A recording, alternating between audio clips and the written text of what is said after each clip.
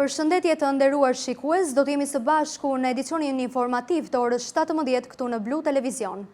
Aftësia e një kryebashkiaku për të kaluar ndryshimet buxhetore shërben edhe si barometër i kapitalit të tij politik. Dështimi i fundit në Këshillin Bashkiak të Vlorës për të miratuar rishikimin e propozuar nga administrata e bashkisë nuk ishte thjesht një pengesë procedurale, por tregoi krizë leadershipi në Vlorë. Për më gjerë, shënimi redaksional. Aftësia e një kryebashkiaku për të kaluar ndryshime buxhetore shërben shpesh si barometri më i saktë i kapitalit të tij politik. Dështimi i fundit në Këshillin Bashkiak të Vlorës për të miratuar rishikimin e propozuar nga administrata e drejtuar nga Bruna Mersini nuk ishte thjesht një pengesë procedurale. Ai ekspozoi një frakturë të thellë dhe një krizë të hapur besimi brenda veteranëve të mazhorancës socialiste. Në rishikimin e propozuar, administrata kërkoi të tërhiqte fondet e destinuara për rikonstruksionin e palesës së shkollës 4 Heronj, me synim financimin e një SRZ Rashëtjer, përfshir blerjen e 4 automjeteve turistike elektrike të tipit bagi, me një kosto të përllogaritur rreth 40.000 euro. Subvencionimin e biletës së transportit publik urban, si dhe mbulimin e shpenzimeve operative për klube sportive. Në sytë e një pjesë të konsiderueshme të Këshillit, ky propozim sinjalizonte një mungesë shqetësuese të vizionit strategjik, sakrifikimin e infrastrukturës arsimore në favor të shpenzimeve për automjete turistike, si dhe kostot operative. Reagimi haptazi kundërshtues nuk erdhi vetëm nga opozita, por nga vetë këshilltarët e Partisë Socialiste të pranishëm në sallë, të cilët bën një bojkot të heshtur, por masiv. Ndërsa 9 këshilltarë socialist, Brikera Puga, Simbol Pazaj, Anisa Ceno, Gëzim Çapoj, Ledja Shollaj, Edison Kapaj, Bujar Osmanaj, Shkëlqim Leskaj dhe Orkida Hasana zgjodhën të mos paraqiteshin në sallë një mesazh i qartë politik i pakënaqësisë. Ndërkohë votimi dështoi. 2 këshilltarët socialist, Liliana Breshani dhe Sokol Kushta, abstenuan. Rrjedhimisht, kuorumi minimal i nevojshëm prej 26 vota nuk u sigurua dhe projekt vendimi u rrëzua. Zhvillimet dhe ngjarjet e kësaj seance janë simptoma të një patologjie më të gjerë në qeverisjen e qytetit. Mungesa fizike e kryebashkiakes Brunilda Mersini në mbledhjet e Këshillit Bashkiak që nga muaji janar reflekton një prirje drejt izolimit. Kjo qasje e kombinuar me një stil drejtimi që perceptohet si imponues, si dhe refuzimi për të konsultuar me këshilltarët, ka shembur urat e domosdoshme të komunikimit me përfaqësuesit e zgjedhur. Kur një kryetare nuk arrin të bindë as radhët e veta për miratimin e ndryshimeve financiare bazë, ajo humbet diçka shumë më të rëndësishme se sa një votim. Rrezikon autoritetin e saj qeverisës. Për zonjën Mersini, braktisja e hapur nga socialistët vlonjat duhet të shërbejë si një paralajmërim serioz. Ndryshimet që pretendon t'ia Vlorës, ritmi dhe impulsi që mori përsipër që do t'i realizonte më mirë se paraardhësi i saj, zoti Dredha, nuk mund të diktohen mungesë, nuk mund të delegohen me prokurë, as nuk mund të kryen përmes përgjërimeve dhe lutjeve poshtëruese, bëje për mua. Ato të duan aty prezent në krye të detyrës. Rritet të ndjeshëm numri i turistëve në Vlorë, veçanërisht i atyre që zgjedhin ture të meanije turistike. Edhe këtë ditë të parë të korikut, turistët të shumë nga Çekia, Polonia e Suedia janë drejtuar parku qytetar Sazan Karaburun, ndërsa shprehen të impresionuar nga bukuritë natyrore, uji kristal dhe mikpritja shqiptare. Rritet ndjeshëm numri i turistëve në Vlorë, veçanërisht i atyre që zgjedhin ture drejt Sazanit dhe Karaburunit, edhe pse muaji korik sapo ka nisur. Gjithçka tregon se Vlora do të jetë një nga destinacionet më të kërkuara të kësaj vere. Një nga zgjedhjet kryesore të vizitorëve mbetet turi me anije turistike në gjirin e Vlorës, me ndalesa në ishullin e Sazanit dhe gadishullin e Karaburunit. Turistë nga Çekia, Polonia, Suedia dhe vende të tjera europiane kanë zgjedhur Vlorën për pushimet e tyre verore. Ata shprehen të impresionuar nga bukuritë natyrore, uji kristalt dhe mikpritja, ndërsa nuk mungojnë edhe ture turistike që ofrohen përgjatë Bregdetit. Jam nga Çekia dhe në fakt vi për herë të parë në Vlorë dhe jam duke shkuar në ishull për ta parë nga afër pasi kisha dëgjuar për këtë tur. Jam prej disa ditësh në Vlorë dhe do qëndroj deri në fund të javës. Jam mjaft e kënaqur me atë se çfarë kam gjetur këtu. You are from Belgium. Belgium. You like it? Unë jam nga Belgjika, në fakt flas shumë pak anglisht, por di të them se jam ndjer shumë mirë deri më tani këtu. Jam bashkë me familjen time dhe sot po bëj një tur me anije turistike. Dua ta shijoj këtë vend. Yes, it's good. C'est bien. Struga. Po, Jeni për sa ditë ushqim në Vlorë? Për disa 3-4 ditë. Sot ke zgjedhur një tur ndryshe? Sot zgjodhem diçka me anije më ndryshe. Një shëtitje. Më herët në Vlorë çfarë keni vizituar? Era parë vlla që e vizitojmë këto. Shohim, besoj sot një shëtitje të bukur. Sazani, diçka tjetër. Sa ditë qëndrimi ke vendosur në Vlorë? Deri në fund javë. Faleminderit. In Poland. Jam nga Polonia dhe vi për vizitë disa ditore për pushime në Vlorë, një vend i bukur dhe po më pëlqen shumë klima. Besoj si dhe kam dëgjuar se edhe ky tur është shumë i bukur. Yes, tutaj Albania very good. Sweden, yes. Jam nga Suedia dhe vi për herë të parë në Shqipëri dhe në Vlorë. Nuk isha dëgjuar më parë për vendin tuaj, vetëm diçka për Tiranën që e vizitova pak ditë më parë sa po mbrita nga Suedia. Kam pasur thjesht disa rekomandime për ta vizituar Shqipërinë, por po e them se po më pëlqen shumë. Sot do të shkoj edhe në ishull dhe në këtë tur me anije turistike. Jam i kënaqur deri më tani. Kam gjetur një klimë të mrekullueshme, por edhe një mikpritje shumë të mirë. Po e shijoj me të vërtetë. Not Vlorë, Tirana, and about your dictator. Turi drejt Sazanit dhe Karaburunit i shoqëruar me një shëtitje me anije turistike në gjirin e Vlorës, mbetet një nga preferencat kryesore të turistëve të huaj edhe këtë sezon veror. Ky është një nga destinacionet më të kërkuara nga vizitorët e shumt që kanë zgjedhur qytetin e Vlorës për të kaluar pushimet e tyre verore. Vlora turistike në vëmendje të kryeministrit Rama, i cili duke ndarë pamje në rrjetet sociale, thotë se Vlora po pret këtë verë turist nga e gjithë bota, të cilët zgjedhin të zbulojnë bukuritë e fshehura të Bregdetit jonian, por edhe kulinarinë e mikpritjen vendase. Vlora po pret këtë verë turist nga e gjithë bota, të cilët zgjedhin të zbulojnë bukuritë e fshehura të Bregdetit jonian, por edhe kulinarinë e mikpritjes vendase. Kryeministri shqiptar Edi Rama ndau në rrjetet sociale pamje nga Vlora, ku shëtitoria e Lungomares, por edhe rrugët e qytetit janë plot me turistë. Qyteti bregdetar i Vlorës është një nga qendrat më të rëndësishme turistike, ku bashkohen Adriatiku e Joni me një numër të madh atraksionesh kulturore dhe natyrore. Përveç plazheve në gjirin e Vlorës, Sazani dhe Karaburuni janë po ashtu destinacione të rejse për turistët vendase të huaj, të cilët udhëtojnë nga porti i Vlorës me anije turistike. Vlora është e mbushur këtë sezon me turistë vendase të huaj, të cilët shijojnë Bregdetin shkëmbor me ujërat e kristalta. Inspektor të Agjencisë Kombëtare të Bregdetit edhe këtë javë në teren për garantimin e administrimit të rregullt të vijës bregdetare, zbatimin e kontratave dhe respektimin e rregullores në fushi për stacionet e plazheve. Inspektorët e Agjencisë Kombëtare të Bregdetit vijojnë punën në teren për garantimin e administrimit të rregullt të vijës bregdetare dhe mbrojtjen e hapësirave të plazheve publike. Sipas Agjencisë Kombëtare të Bregdetit, monitorimet janë të vazhdueshme dhe përmes tyre si dhe komunikimit me operatorët e stacioneve të plazhit, po garantohet zbatimi i kontratave dhe respektimi i rregullores në fuqi. Sipas Agjencisë Kombëtare të Bregdetit, monitorimet do të vijojnë gjatë gjithë sezonit veror. Hapësirat publike në Bregdet mbeten një nga prioritetet e menaxhimit të sezonit turistik, duke synuar sipas tyre që qytetarët të kenë akses të lirë në vijën ranore dhe një përvojë sa më cilësore gjatë pushimeve verore. Bypassi Vlorës vijon të plotësohet me investime mbështetëse, mes atyre dhe rehabilitimi i rrugës së fshatit Radhim. Segmenti prej 5 kilometrash është plotësisht i asfaltuar, duke lidhur bypassin me qendrën e fshatit dhe aksin bregdetar Radhim-Orikum. I vetmi element që mungon mbetet ndriçimi rrugor. Bypassi i Vlorës është një ndër veprat infrastrukturore më të rëndësishme të ndërtuara në qytetin bregdetar vitet e fundit. Ky aks nacional që lidh zonat dhe disa fshatra të Vlorës është tepër i rëndësishëm për sa i përket qarkullimit rrugor në qytet. Investimi i qeverisë shqiptare dhe fundit të zhvillimit ka në përbërjen e tij edhe investime shtesë mbështetëse për funksionimin dhe mirë funksionimin e tij. Si pjesë e projektit të bypassit të Vlorës, një tjetër rrugë që është ndërtuar është ajo e fshatit të Radhim. Puna për rehabilitimin dhe asfaltimin e saj mund të cilësohet si e përfunduar në total. Ka përfunduar rehabilitimi dhe asfaltimi në total i rrugës së fshatit të Radhim.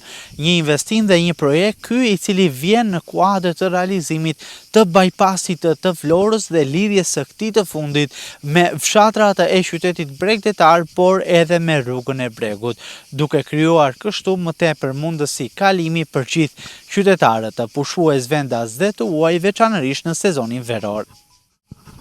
Bëhet fjalë për një segment rrugor për rreth 5 km në total, rrugë e cila mund të konsiderohet e ndarë në dy pjesë, 2 km të rehabilituara, përfshihen në projektin e bypassit të Vlorës si një investim mbështetës, ndërsa 3 km të tjerë janë pjesë e rrugës së fshatit. I gjithë aksi është tashmë i rehabilituar dhe asfaltuar.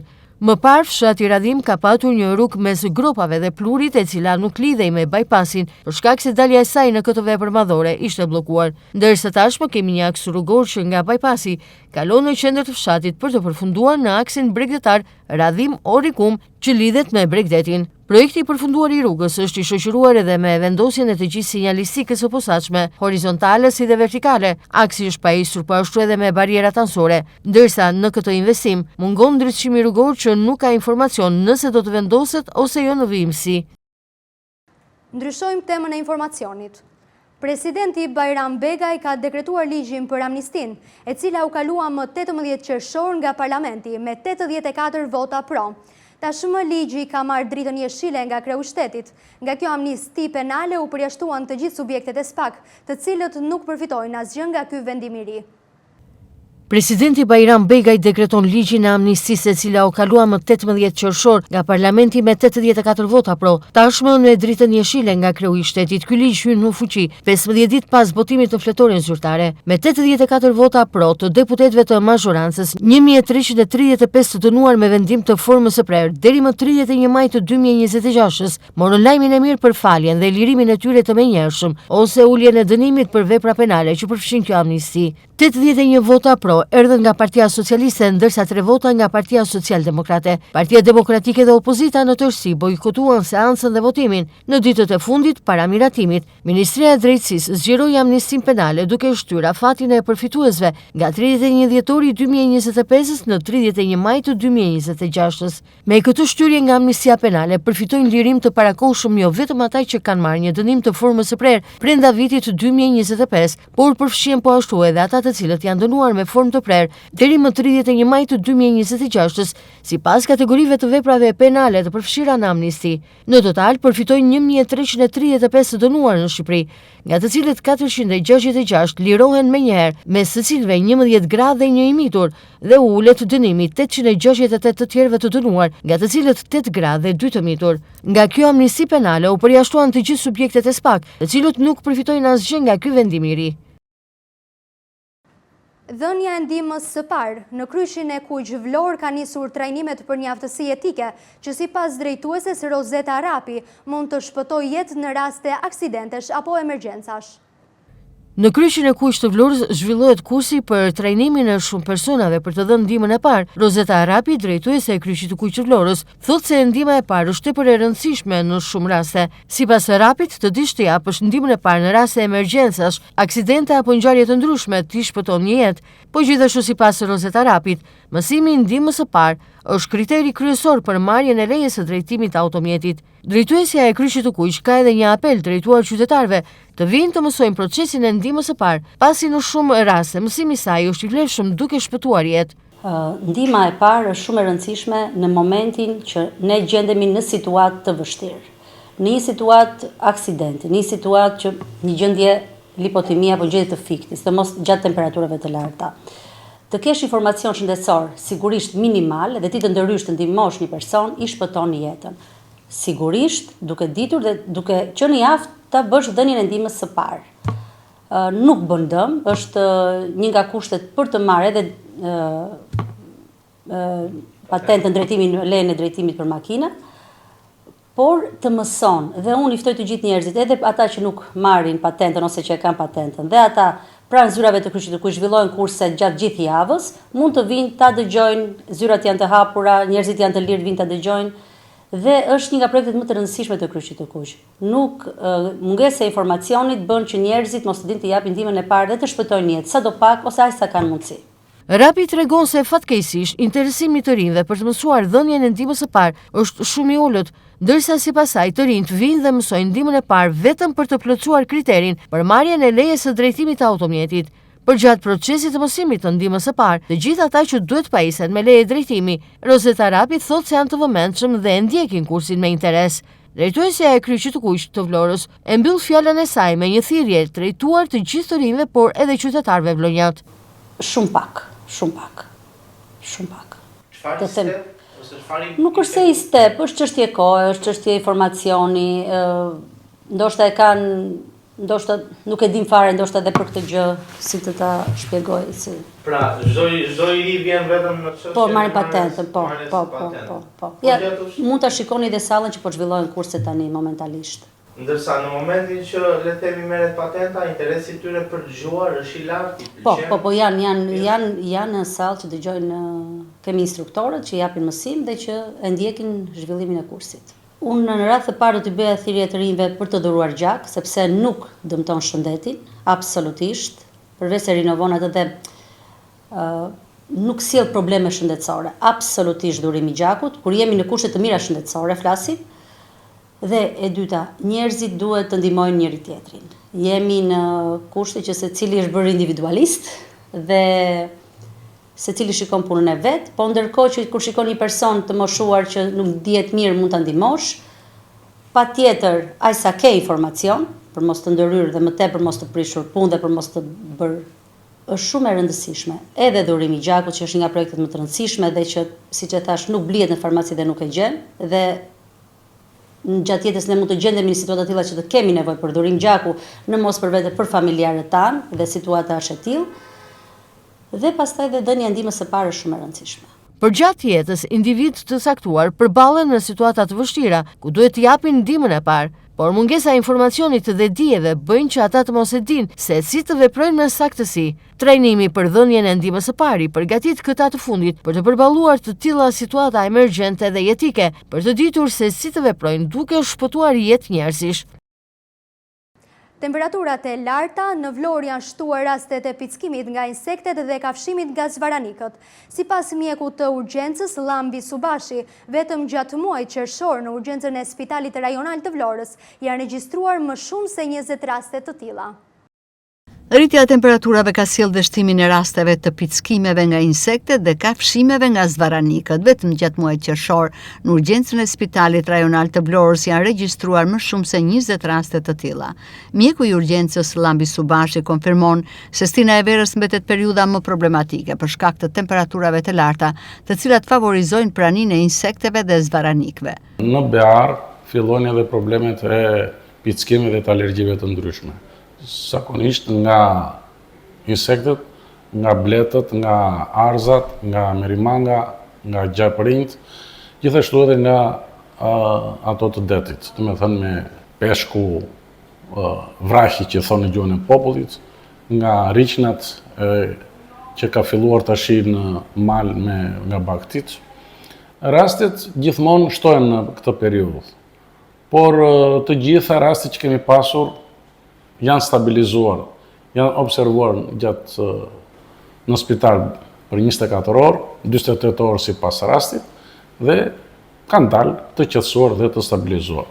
Gjatë muajit qershor kanë qenë tek 20 raste, duke përfshirë komplet gjatë 24 orës. Dhe të stabilizuar, nuk kanë qenë raste problematik të cilët kanë janë shoqëruar me probleme hemodinamike. Referuar rasteve të regjistruara, mjeku Subashi shpreh se fatmirësisht të gjitha kanë qenë të menaxhueshme. Sipas tij, problematikat më të mëdha evidentohen në zonat rurale, por dhe pranë banesave ku ka bimësi dhe shkure të papastruara, të cilat krijojnë kushte të favorshme për insektet dhe zvaranikët.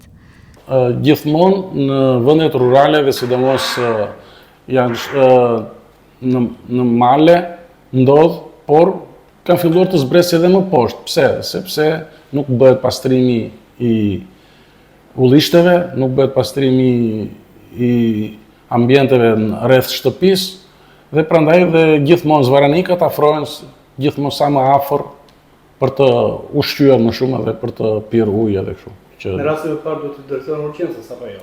Pikërisht gjithë rastet këtu vinë. Dhe këtu bëhet triazhimi dhe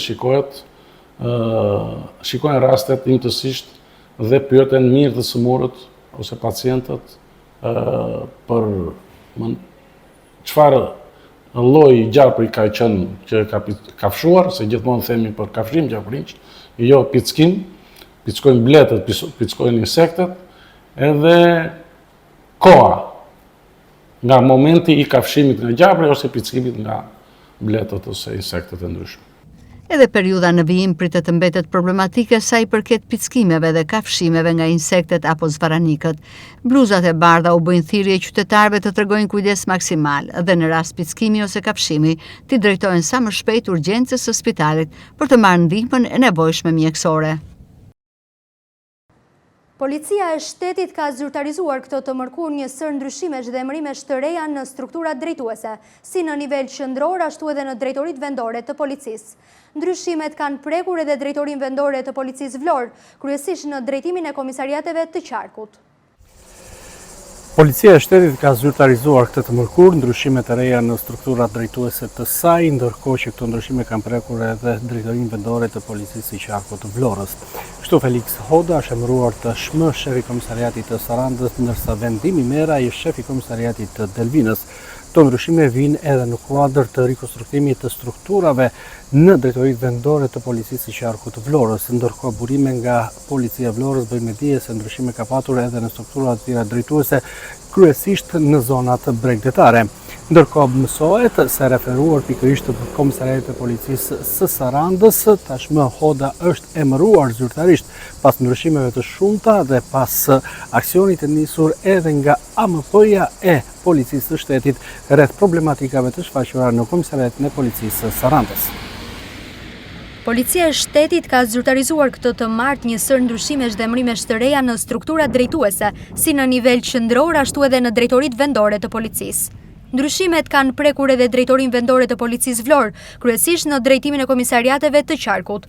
Felix Hoda ishte emëruar shefi i komisariatit të policisë Sarandë, ndërsa Vendimi Meraj do të drejtojë komisariatin e policisë Delvin. Lëvizje janë bërë edhe brenda strukturave të drejtorisë vendore të policisë Vlorë, ku janë kryer emërime dhe transferimet e efektivëve drejt zonave bregdetare, në funksion të riorganizimit të punës dhe përballimit të fluksit të shtuar të sezonit turistik. Sa i përket komisariatit të policisë Sarandë, emërimi i drejtuesit të ri vjen pas problematikave të shënuara në muajin e fundit, të cilat u pasuan me hetime dhe arrestimin e ish shefit të komisariatit. Me këto ndryshime, policia e shtetit synon forcimin e strukturave drejtuese dhe rritjen e efikasitetit në garantimin e rendit dhe sigurisë, veçanërisht gjatë sezonit veror, kur Qarku i Vlorës dhe qyteti Sarandës përballen me një numër të lartë vizitorësh. Kryeinspektori i përgjithshëm Dashnor Sula ka zhvilluar këtë të mërkur një takim me inspektoriatet rajonale të Qarkut të Beratit. Qëllimi i takimit vënia në gatishmëri të plotë të gjitha strukturave për të përballuar çdo problematikë që mund të paraqitet gjatë këtij sezoni turistik.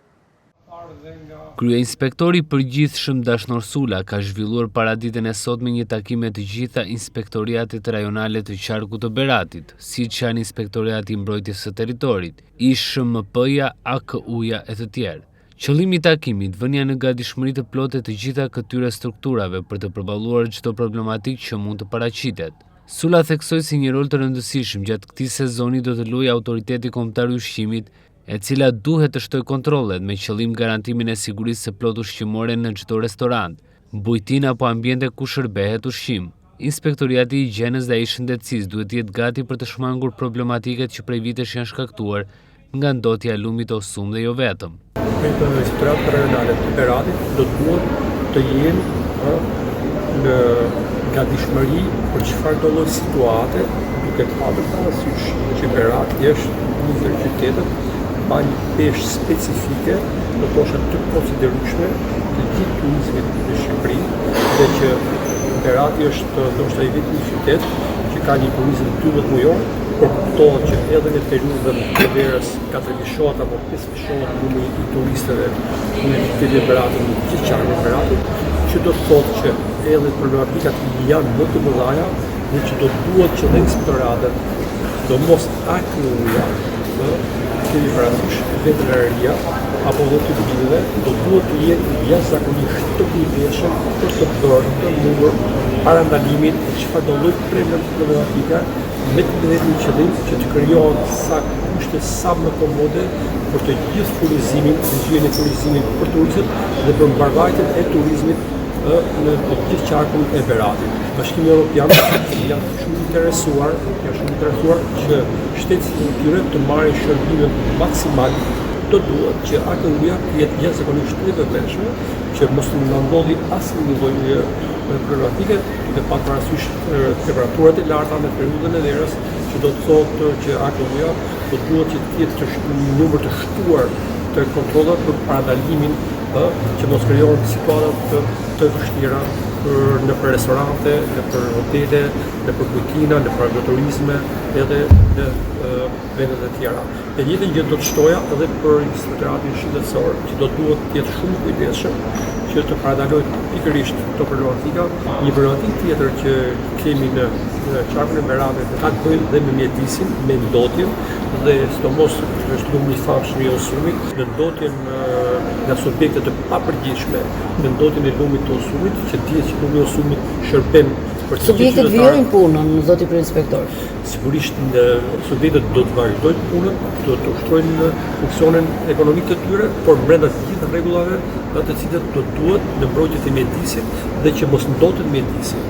Në takim, kryeinspektori Sula ka konfirmuar se ka kërkuar raport të detajuar çdo institucioni në lidhje me problematikat e hasura, ndërsa është ndalur në masakrën mjedisore, shkaktuar prej vitesh nga operimi i firmave të nxjerrjes së pllakave të gurit dekorativ nga mali i Tomorrit. Gjithashtu, sipas kryeinspektorit Dashnor Sula, për të shmangur çdo problematikë që mund të haset gjatë sezonit veror turistik, për shkak edhe të fluksit të shtuar të turistëve që ka qyteti Muzei Beratit.